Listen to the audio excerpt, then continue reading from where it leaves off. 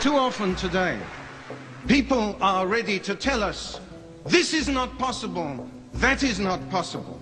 I say, whatever the true interest of our country calls for is always possible.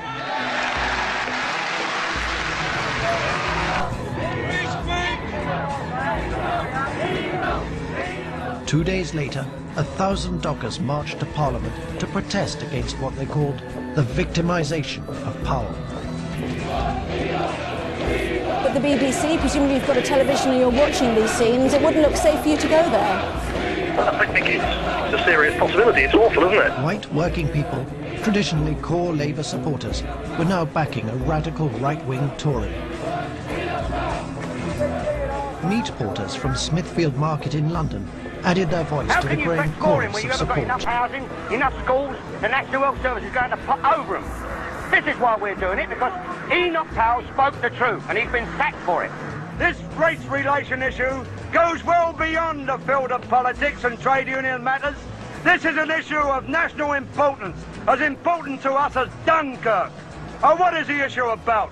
The issue is not coloured immigration, but the denial of free speech to us, the English, in our own land.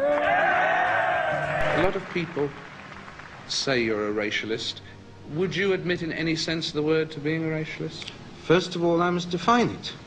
Because if by being a racialist you mean be conscious of differences between men and nations, some of which coincide with differences of race, then we're all racialist, I would have thought.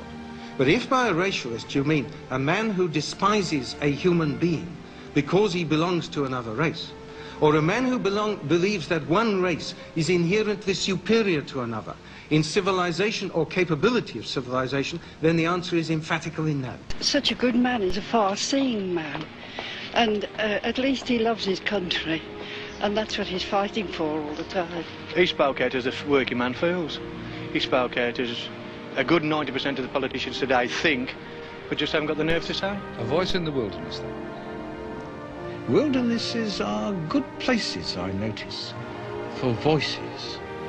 They tend to get a reverberation which is often lost in the more crowded places. Well, we know from the response on our emails, the response on radio phone-in stations and so on, that the British public, millions of extra people who tuned in last night, are aghast by the display of bias from the BBC, the venom from the political class, and the sheer unfairness. That was not a genuine question time, that was a lynch mob.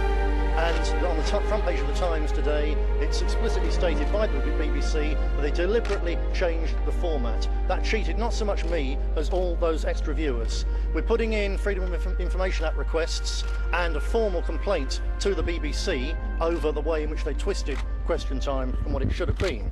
And I've got 3 specific challenges. One is to David Dimbleby and the Question Time people. So let's have another one and do it properly, where we talk about the issues of the day. People wanted to see me and hear me talking about things such as the postal strike. 1 or 2 questions about what a wicked man I am, fair enough, but the whole programme, it was absurd. Let's do it again, we do it properly this time. Secondly, I'd like to challenge particularly Jack Straw to 1 hour, one-on-one, talking about 5 of the current issues of the day. His party policies, my party policies. It would be an enormous draw on the public watching by the people, and it would be a proper democratic way of doing things. Thirdly, I want to challenge David Cameron.